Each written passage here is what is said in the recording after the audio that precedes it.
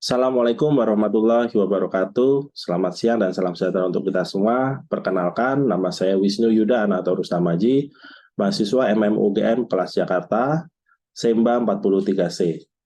Pada kesempatan kali ini, saya ingin memaparkan mengenai proposal tesis saya yang berjudul Equalplay sebagai platform ekosistem bisnis nasabah mikro kecil menengah binaan PT Bank Rakyat Indonesia Persero Tbk. Pada presentasi saya ini, saya ingin membaginya menjadi tiga. Yang pertama yaitu pendahuluan. Pendahuluan berisi mengenai latar belakang internal dan eksternal dari perusahaan terkait dengan pengembangan ekosistem bisnis. Kemudian berisikan mengenai rumusan masalah dari penelitian ini, pertanyaan penelitian, tujuan, serta manfaat dari penelitian yang saya lakukan. Kemudian yang kedua adalah landasan teori yang akan menjadi acuan bagi penelitian yang sedang saya lakukan. Kemudian yang ketiga yaitu metodologi penelitian, di mana di sini akan dilakukan sebuah metode untuk melakukan proses analisa terhadap penelitian yang dilakukan terkait dengan pengembangan ekosistem bisnis bagi Bank Rakyat Indonesia. Baik, di awal yaitu mengenai lingkungan eksternal perusahaan. Yang pertama adalah kondisi terkait ekosistem bisnis di Indonesia. Jadi, dalam bab mengenai pemaparan lingkungan eksternal ini, saya peneliti ingin menyampaikan bahwa Indonesia saat ini tertinggal dibandingkan dengan negara lain dalam hal penciptaan ekosistem bisnis. Hal tersebut dibuktikan dengan data yang diperoleh dari Global Entrepreneurship and Development Index atau GEDI di tahun 2018, di mana Indonesia menduduki peringkat ke-94 dari 137 negara di dunia pada Indeks Kesehatan Ekosistem Kewirausahaan. Hal tersebut tentunya harus menjadi perhatian, mengingat saat ini UMKM ini jumlahnya sangat besar di Indonesia. Berdasarkan data umkm.id, sebesar 64 juta unit usaha itu memberikan kontribusi terhadap PDB sebesar 61%. Atau sebesar 8.500 triliun.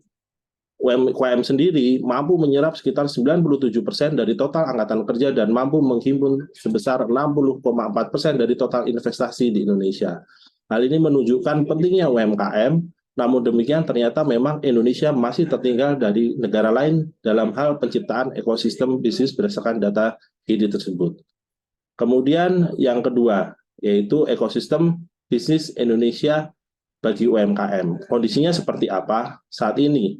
Pelaku usaha UMKM di Indonesia ini saat ini memanfaatkan beberapa platform ekosistem bisnis yang sudah ada secara digital. Contohnya seperti Sayurbox, Tokopedia, Grab, Gojek, dan platform-platform lainnya. Dan mereka melakukan penciptaan ekosistem bisnis tersebut secara mandiri melalui platform-platform yang sudah ada di pasar saat ini. Sementara itu, berdasarkan data dari umkm.id di tahun 2022, dari total 64 juta pelaku UMKM, baru sebesar 20,76 juta pelaku UMKM yang sudah bergabung dalam platform digital. Masih sangat sedikit kondisinya. Kemudian berdasarkan data dari AFPI, yaitu Asosiasi Fintech Pendanaan Bersama Indonesia, sebagaimana dikutip dalam pemberitaan kompas.com, diketahui bahwa dari total sekitar 60 juta UMKM, 46,6 juta atau 77,6% diantaranya belum dapat menjangkau akses kredit perbankan maupun perusahaan rintisan bidang layanan keuangan. Kemudian selanjutnya yaitu apa saja sih sebenarnya upaya pemerintah yang sudah dilakukan untuk mendukung ekosistem bisnis tersebut. Yang pertama, pemerintah melalui Peraturan Presiden Republik Indonesia Nomor 2 Tahun 2022 mengenai pengembangan kewirausahaan nasional sudah berupaya untuk dapat membangun ekosistem bisnis di Indonesia. Kemudian pemerintah juga mengeluarkan program pemulihan ekonomi nasional atau biasa kita sebut PEN yang dibuat berdasarkan PP nomor 23 tahun 2020 yang kemudian diubah menjadi PP nomor 43 tahun 2020 sebagai salah satu upaya pemerintah untuk memulihkan ekonomi Indonesia sebagai dampak pandemi COVID-19. Kemudian pemerintah juga mengeluarkan Undang-Undang Cipta Kerja. Hal ini dimaksudkan untuk mendorong investasi, mempercepat transformasi ekonomi, menyelaraskan kebijakan-kebijakan pusat dan daerah, dan memberikan kemudahan-kemudahan berusaha. termasuk juga mengatasi permasalahan regulasi yang tumpang tindih. Kemudian yang keempat, pemerintah juga membuat gerakan Bangga Buatan Indonesia yang merupakan gerakan nasional yang berbentuk gotong royong dari UMKM untuk UMKM Indonesia. Hal ini juga dilakukan untuk mendukung ekonomi atau ekosistem bisnis bagi para pelaku UMKM untuk dapat menciptakan kondisi pasar, untuk dapat memilih dan untuk dapat membeli produk-produk UMKM. Kemudian yang kelima, pemerintah juga bekerja sama dengan Himbara dengan mengeluarkan program kredit usaha rakyat sejak tahun 2007.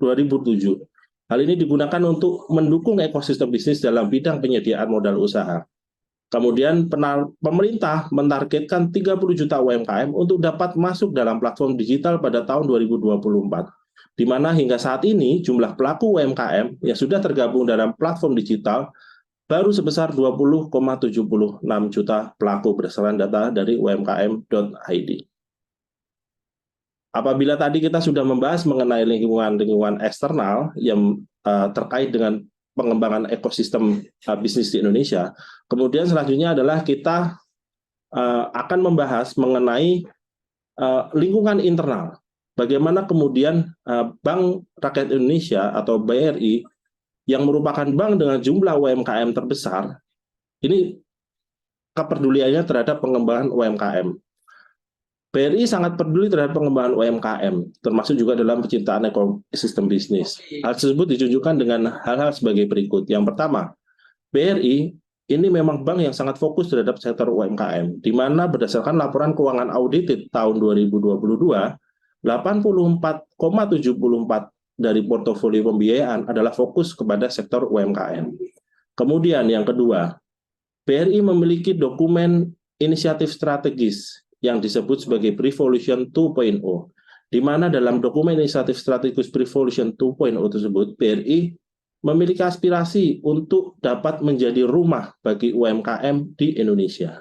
Kemudian yang ketiga, BRI juga memiliki target bahwa melalui ekosistem bisnis, perusahaan dapat meningkatkan transaksi keuangan melalui rekening BRI, sehingga hal tersebut akan dapat meningkatkan porsi dana murah yang berasal dari transaksi atau dari tabungan dan juga giro.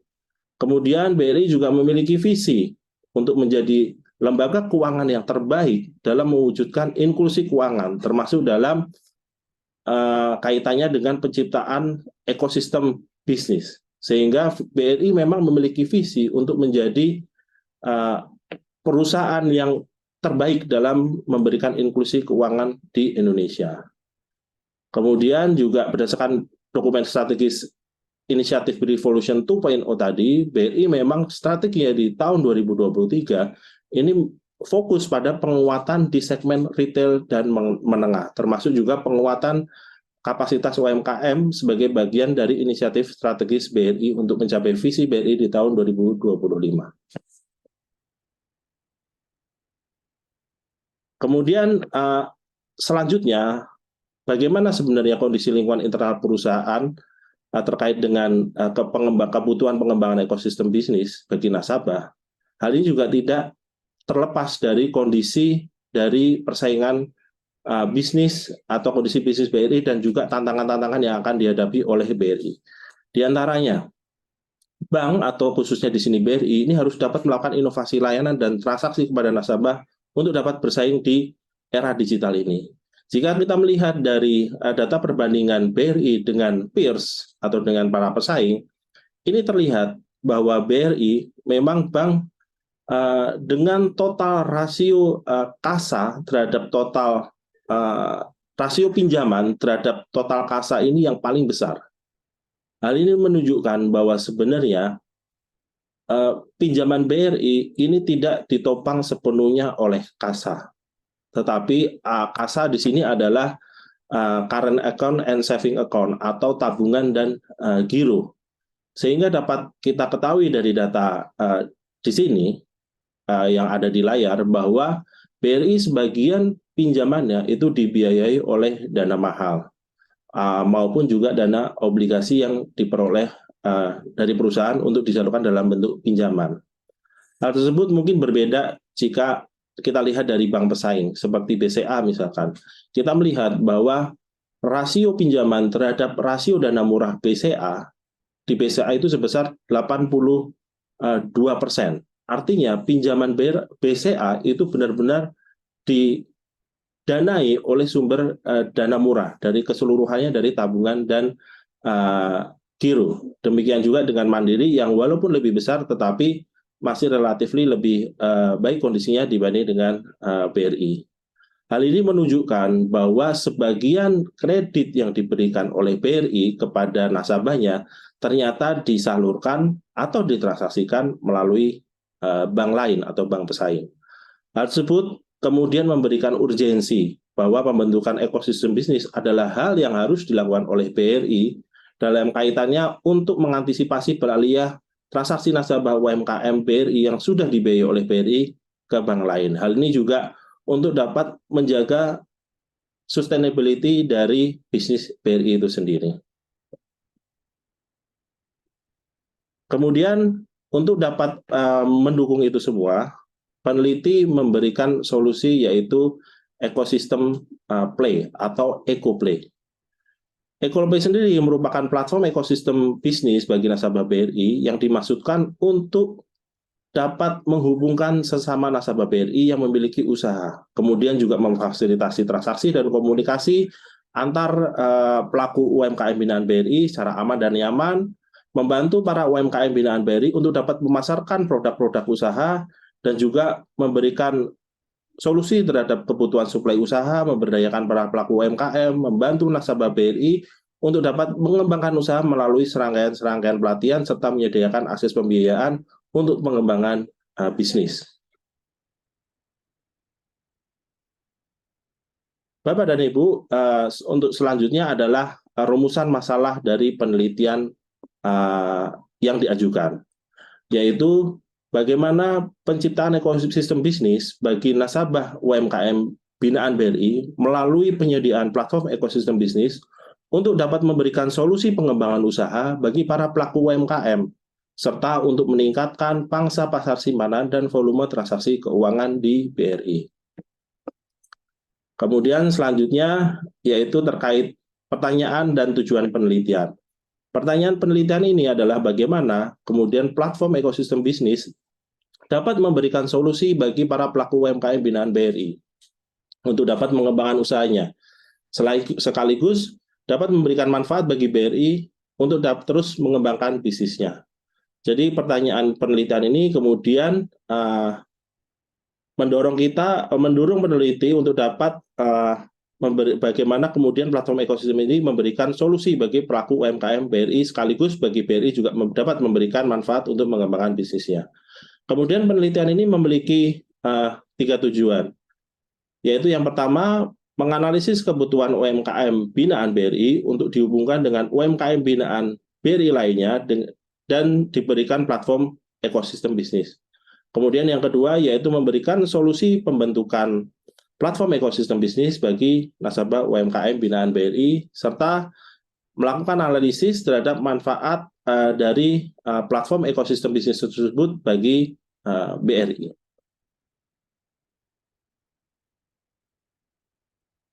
Selanjutnya adalah terkait manfaat penelitian. Penelitian ini diharapkan dapat memberikan beberapa manfaat. Yang pertama yaitu memberikan manfaat kepada UMKM, terutama yaitu UMKM yang binaan BRI untuk dapat mengembangkan usaha dengan memanfaatkan platform ekosistem bisnis yang akan disajikan oleh peneliti. Kemudian yang kedua, penelitian ini juga dapat diharapkan untuk dapat memberikan manfaat bagi BRI sebagai perwujudan inisiatif strategis untuk dapat membentuk platform ekosistem bisnis bagi nasabah UMKM BRI. Sehingga kemudian perusahaan dapat platform tersebut dapat memberikan manfaat bagi perusahaan untuk dapat mewujudkan visi perusahaan atau visi BRI yaitu menjadi yang terbaik dalam penciptaan inklusi keuangan di Indonesia. Kemudian kita lanjut kepada acuan-acuan teori yang akan digunakan oleh peneliti untuk dapat kemudian melakukan proses analisa terhadap pengembangan platform ekosistem bisnis tersebut. Yang pertama adalah konsep mengenai ekosistem bisnis. Menurut James Moore, sebagaimana disampaikan dalam jurnal Harvard Business Review di tahun 1993 yang berjudul Predators and Prey, A New Ecology of Competition, disampaikan bahwa ekosistem bisnis merupakan jaringan organisasi. Di antaranya yaitu pemasok, distributor, pelanggan, pesaing, lembaga pemerintah, dan sebagainya yang terlibat dalam penyampaian produk atau layanan tertentu melalui persaingan dan kerjasama. Konsep ekosistem bisnis ini akan menjadi dasar bagi peneliti dalam kaitannya dengan pengembangan platform ekosistem bisnis. Kemudian yang kedua yaitu teori rantai pasok atau supply chain theory yang dikemukakan oleh Profesor Inyoman Pujawan dan Mahindrawati ER.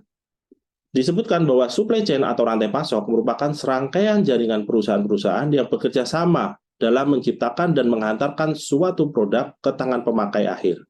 Perusahaan-perusahaan tersebut biasanya yaitu supplier, pabrik, distributor, toko, retail, hingga perusahaan-perusahaan pendukung seperti perusahaan-perusahaan jasa logistik.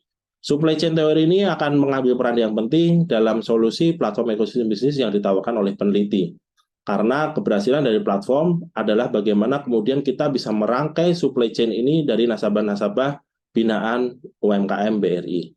Kemudian yang ketiga yaitu konsep pencocokan bisnis atau business matching yang dikemukakan oleh Mohadam dan Nov di tahun 2017. Konsep business matching atau pencocokan bisnis merupakan proses mencocokkan atau menyesuaikan ide, konsep, visi, dan misi, serta model bisnis sesuai dengan nilai, budaya, dan iklim ekonomi. Konsep bisnis penyesuaian dilakukan antara bisnis serupa dan memiliki tujuan yang sama. Pencocokan bisnis, penyesuaian konsep bisnis matching biasanya yaitu mempertemukan para pengusaha dalam kegiatan diskusi sharing dari para pengusaha, termasuk juga dengan perusahaan rintisan dan memungkinkan untuk kemudian bisa bekerja sama satu sama lain. Hal ini juga sangat penting karena nantinya dalam platform pengembangan platform ekosistem bisnis tersebut, peneliti memiliki tujuan untuk dapat melakukan konsep bisnis matching ini antar sesama nasabah UMKM BRI yang dapat saling dihubungkan satu sama lain. Selanjutnya adalah konsep mengenai pandangan bisnis yang berbasis sumber daya atau resource based view yang dikemukakan oleh Barney di tahun 1991. Pandangan berbasis sumber daya atau resource based view tersebut berpendapat bahwa keunggulan kompetitif berkelanjutan perusahaan ini didasarkan pada sumber daya perusahaan yang berharga, langka, kemudian tidak tergantikan. Kemampuan perusahaan untuk menciptakan atau memperoleh sumber daya ini mempengaruhi kinerja dan daya saing perusahaan terhadap pesaing mereka.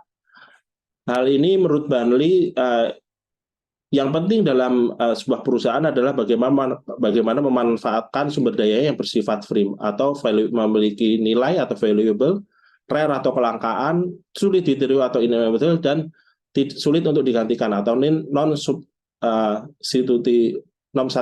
non-substitute. Jadi nantinya konsep ini akan dikembangkan oleh peneliti dalam mengembangkan platform ini karena BRI merupakan bank yang memiliki sumber daya yang sangat lengkap. BRI memiliki infrastruktur, BRI memiliki nasabah UMKM yang paling besar dan tersebar, dan ini akan menjadikan inti dari pengembangan platform ekosistem bisnis tersebut. Kemudian yaitu terkait yaitu konsep empathy maps atau peta empati yang dikemukakan oleh Osterwalder dan Bickner di tahun 2010. Jadi dari peta empati ini, peta empati merupakan alat yang dikembangkan untuk dapat kemudian kita mengetahui apa yang sebenarnya diharapkan, apa yang sebenarnya menjadi aspirasi dari para customer, sehingga dapat memandu kita untuk membuat desain proporsi nilai yang lebih baik dengan cara yang lebih nyaman dan menjangkau pelanggan, dan dapat kemudian memberikan hubungan pelanggan yang lebih pas dan lebih tepat. Hingga akhirnya kemudian hasil dari pemetaan ini memungkinkan untuk lebih memahami apa yang benar-benar kemudian bersedia dibayar atau digunakan oleh para pelanggan.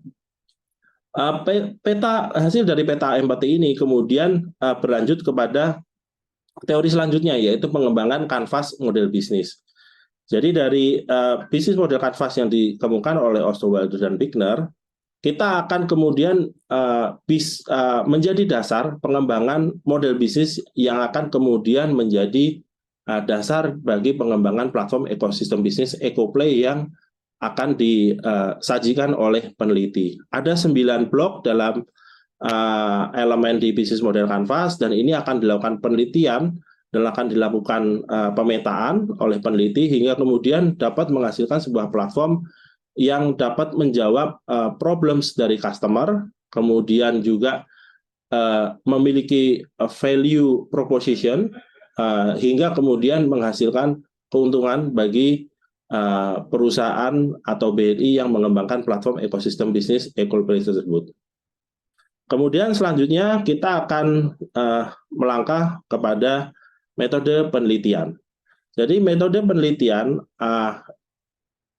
akan ada 4, yaitu pertama desain penelitian. Penelitian ini akan menggunakan desain penelitian kualitatif deskriptif yang didukung dengan analisis kuantitatif. Hal ini dimaksudkan agar penelitian ini akan lebih detail, kemudian juga akan dipadukan dengan analisis kuantitatif sehingga menghasilkan perhitungan-perhitungan yang pas dan juga dapat memberikan solusi bagi nasabah maupun platform tersebut juga dapat memberikan solusi bagi perusahaan atau BRI. Kemudian unit analisis yang dalam penelitian ini yang digunakan adalah PT Bank Rakyat Indonesia serta UMKM binaan BRI. PT Bank Rakyat Indonesia ini digunakan sebagai unit analisis didasarkan apakah ada sebenarnya atau tidaknya kebutuhan dari perusahaan atau BRI untuk menggunakan konsep ekosistem bisnis dalam pengembangan usahanya. Sementara bagi nasabah tentu saja didasarkan untuk mengetahui sebenarnya ada atau tidaknya kebutuhan dari para UMKM binaan ini untuk dihubungkan satu sama lain dalam sebuah konsep ekosistem bisnis. Kemudian metode pengumpulan data yang dikumpulkan oleh penelitian ini dengan menggunakan data primer dan sekunder. Data primer digunakan dengan metode wawancara dengan 2 pihak. Yang pertama adalah pihak BRI untuk mengetahui terkait view atau pandangan dari perusahaan terhadap pengembangan ekosistem bisnis tersebut, dan juga wawancara dengan pihak nasabah, yaitu terkait dengan bagaimana kebutuhan nasabah terhadap pengembangan ekosistem bisnis tersebut. Nasabah akan dipilih nasabah yang memiliki pengaruh tinggi seperti ketua asosiasi atau ketua klaster, sementara dari pihak BRI juga akan dipilih kepada pihak yang memiliki memang tugas dan tanggung jawab dalam pengembangan ekosistem bisnis di perusahaan atau di BRI. Metode wawancara akan dilakukan secara metode deep interview dengan open question sehingga diharapkan dapat menggali lebih banyak terkait bagaimana sudut pandang baik dari nasabah, UMKM binaan maupun perusahaan terhadap pengembangan ekosistem bisnis. Kemudian selain itu data primer juga diperoleh dengan metode survei kuesioner. Saya targetkan bahwa minimal akan ada 70 sampai dengan 100 responden nasabah UMKM binaan BRI. Hal tersebut digunakan untuk menggali apakah terkait dengan kebutuhan ekosistem bisnis, terkait dengan pengembangan usaha yang dilakukan oleh UMKM.